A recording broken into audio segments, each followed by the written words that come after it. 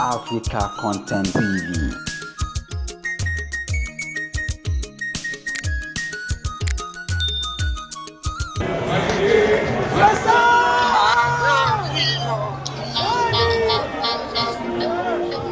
Ṣẹ́rí gbogbo bí mo ṣe ń ṣe.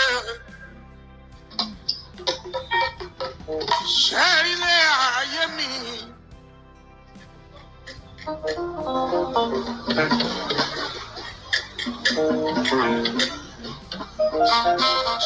Ṣẹ́rí lé ayé mi o. Ọ̀rọ̀ mi papọ̀ mọ́ Síkírù méjì. Ikọ̀ Adéyìnmí ká Barrister tó gbé fújì fún mi o. Ẹ̀tún wẹlé kejì ọba Síkírù Adétọ̀nà bá mi tún rò mí láṣọ. Olórí ọmọba bàbá tún rò mí láṣọ. Ẹ̀rí lé ayé mi o.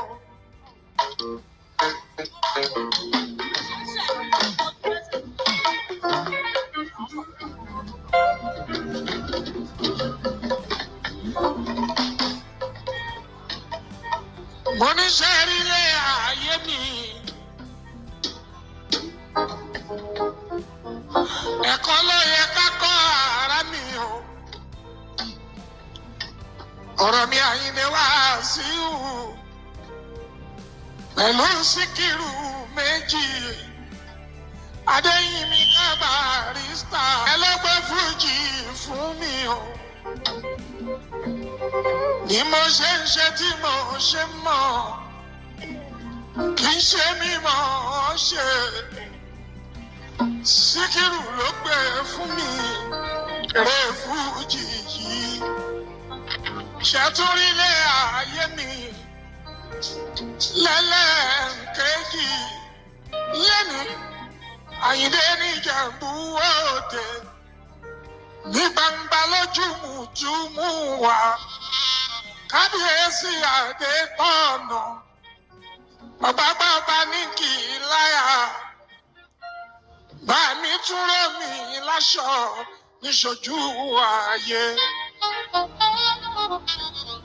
Kábíyèsí tún rò mí láṣọ níṣojú ayé. Olórí ọmọba kílẹ̀ Ìjẹ̀bú wọ́n tún rò mí láṣọ.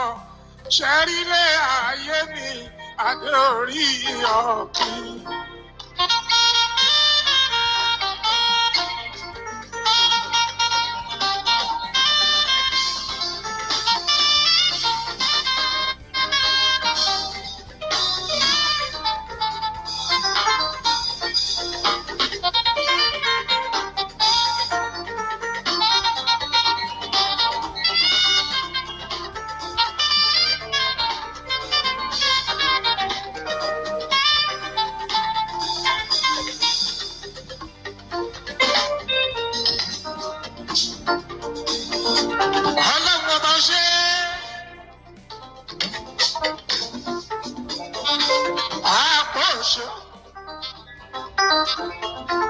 Ẹ̀dá tó bá mọ núrò, ó di dandan kó dúpẹ́. Olótú ọlọ́wà. Bàdàn sáà kílẹ̀ Ìjẹ̀bú máa wọlé mọ́lábá.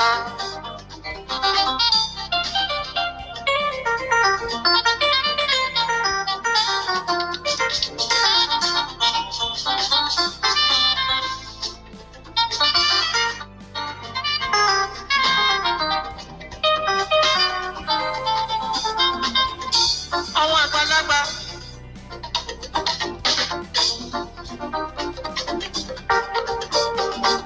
àwọn tó kàwé ọgbọ́n ìmọ̀ pẹ̀lú òye o.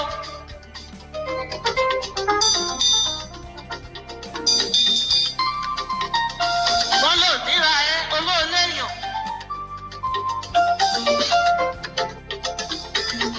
Èèyàn tó bá níra ẹ ó di dandan ó láti lẹ́ni. Ilé làwọ̀ ká tó sọmọ lórúkọ ẹbí.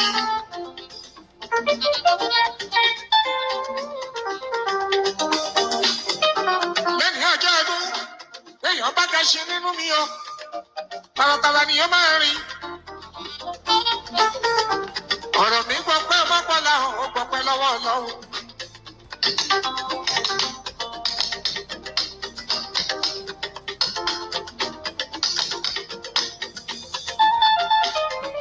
ìlú Ẹ̀pẹ́ láwa yìí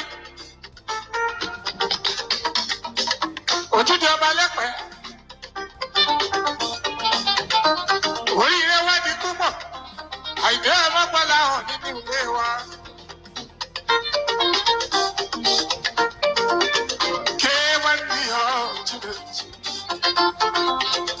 Mali motu sharia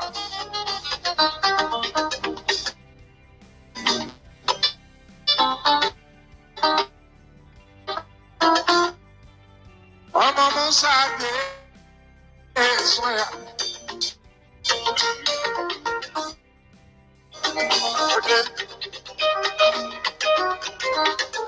Ọmọ ọkọ̀ mi fọ́ ṣìkà Kọ́sẹ̀nu ẹ̀kọ́ rẹ̀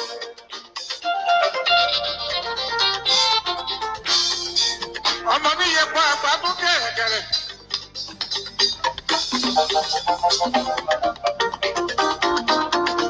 Ọba gbadé, òrùrù gbadé.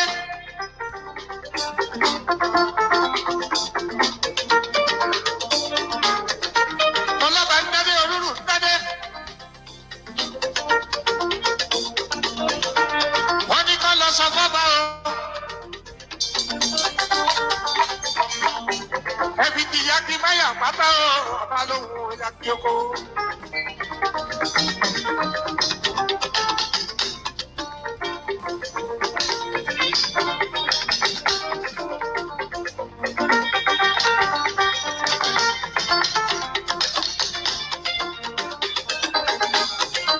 Ìdí ẹni ló yẹ ká kọ́kọ́ ní èèyàn bá nídìí.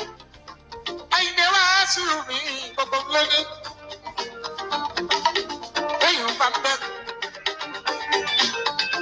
Lẹ́yìn alátẹ̀tẹ̀, olúwa ẹ̀ á ṣe dáadáa, á dáwọ́ ṣùkúrà kò dúpẹ́dúpẹ́.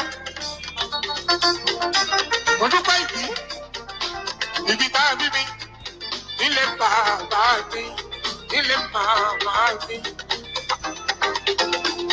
ìlú náà bí mi ẹ̀rí.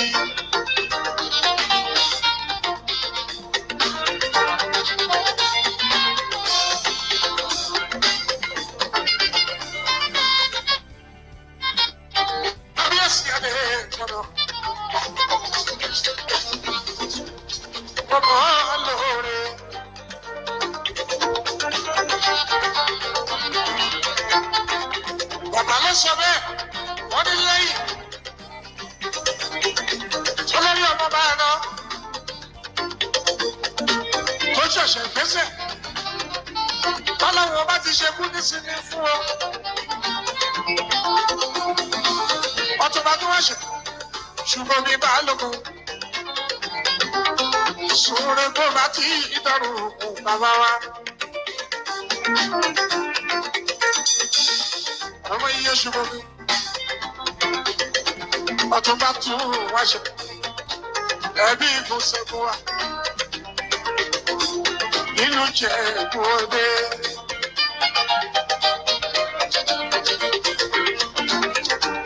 Wọ́n ní gẹ́gẹ́ bí ọmọ àgbàlagbà. Kábíyèsí, mo dúpẹ́. Mo mọ̀ ọ́ lóore. Responsibility tẹ́ fún mi.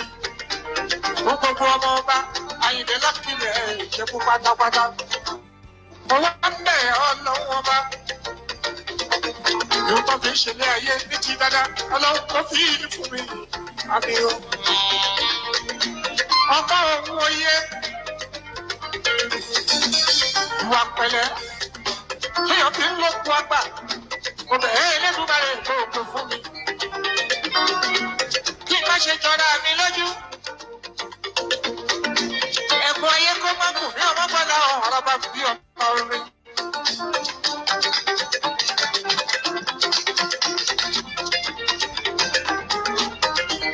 Torí bá a bá fọmọ ní bàtà,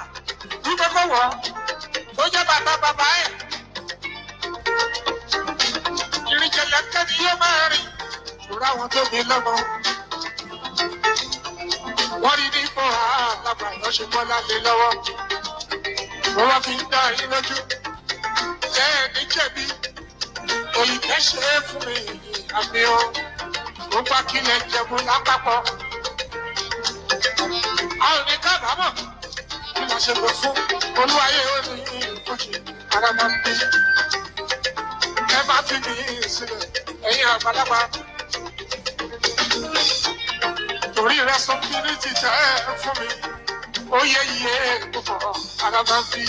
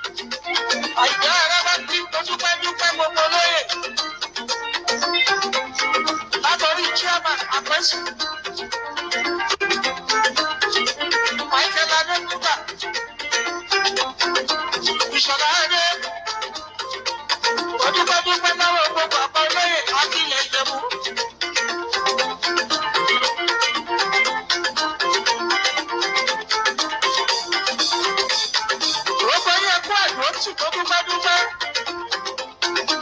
K1B ultimate. Ìbọn láwọn ọba ìbọn ènìyàn. Àkọ́bí ẹ̀ ṣíwájú. Mo dúpẹ́ lọ́wọ́ yín. Ọmọ tí búburú mi àkọ́bí ó.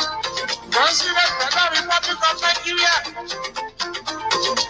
Ìwòye àná. Ẹ wá sí Ìjẹ̀bú Òde. Dr. Dàpọ̀ Abíọ́dún. Mo dúpẹ́. Bàbá Bàjẹ́bí Àmìnà àti Sẹ́mi bẹ́ẹ̀ mi. Mo dúpẹ́. Bàbá Babájídé ọmọ Sanwó-Olú. Mo dúpẹ́. Bàbá Bàjẹ́bí Àwùsọ́ọ̀tù mi. Mo dúpẹ́. Àjàyí Ògìdì Olú. Onítọ̀gbẹ́ àti Bọ́ọ̀lù ní oṣù wẹ́dà. Mo dúpẹ́.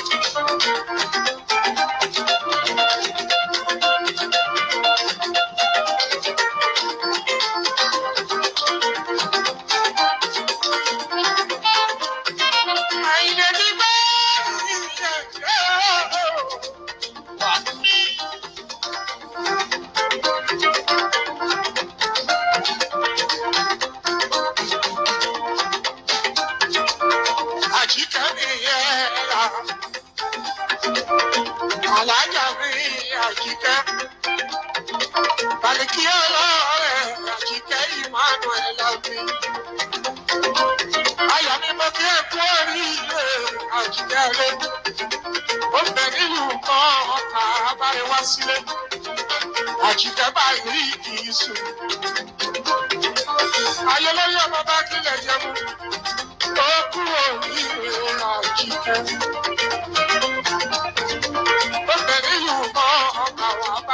Sílé àdúrà ẹ̀ jì gbà ó.